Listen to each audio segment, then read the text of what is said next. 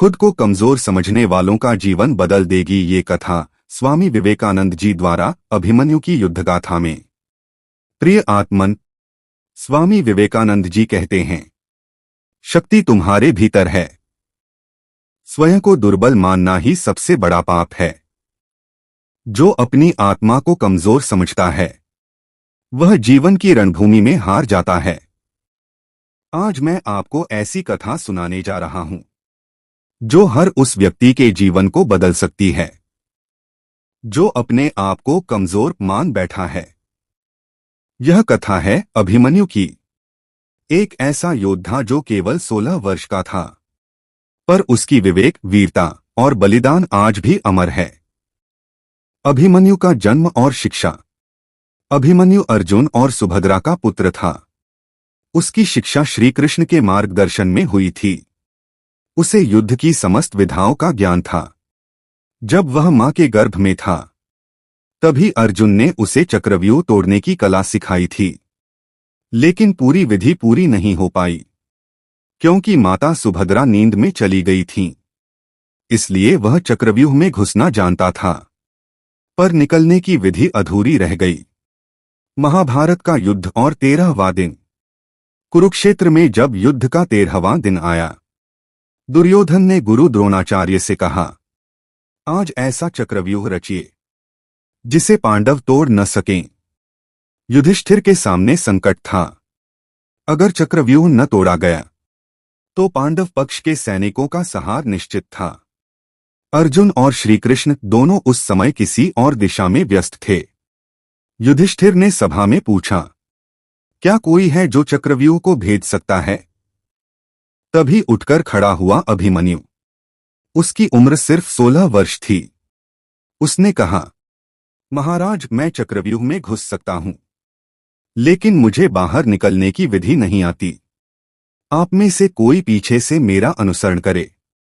भीम, युधिष्ठिर, नकुल, सहदेव सब तैयार थे, पर कर्ण, द्रोण, अश्वत्थामा आदि ने चक्रव्यूह का द्वार बंद कर दिया। अब अभिमन्यु चक्रव्यूह में अकेला था। अभिमन्यु की वीरता।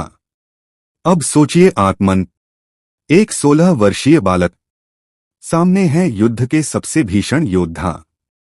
द्रोण, कर्ण, कृतवर्मा, अश्वत्थामा, दुःशासन तोड़ा गया। उसके रथ के घोड़े मारे गए। उसकी तलवार छीन ली गई। तब भी वह गदा उठाकर लड़ा। जब कोई अस्त्र नहीं बचा तो वह रथ का पहिया उठाकर लड़ा। अंततः 7 महारथियों ने मिलकर धर्म की मर्यादा तोड़ते हुए उस पर प्रहार किया और उसे मार डाला। पर ध्यान देना, उन्होंने उसे युद्ध से नहीं हराया, बल्कि मिलकर छल से गिराया। स्वामी विवेकानंद इस प्रसंग से कहते हैं, जो अकेला चक्रव्यूह में घुसने का साहस करता है वह कभी पराजित नहीं होता।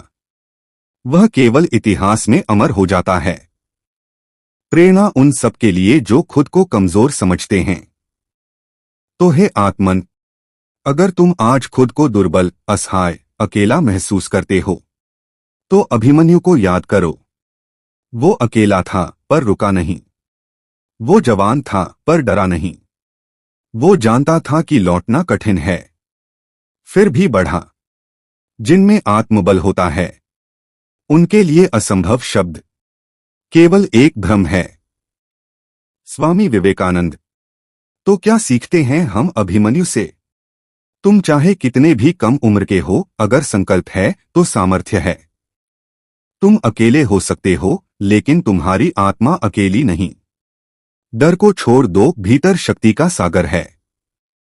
युद्ध करो सच्चाई, आत्मबल और साहस से। स्वामी विवेकानंद जी कहते हैं, तुम वह शेर हो जिसे खुद को भेड़ समझने की आदत हो गई है। उठो, खुद को पहचानो। तुम अभिमन्यु हो और तुम्हारी आत्मा में आग है जो पूरी दुनिया को प्रकाश दे सकती है। राधे राधे। जीवन एक युद्ध है।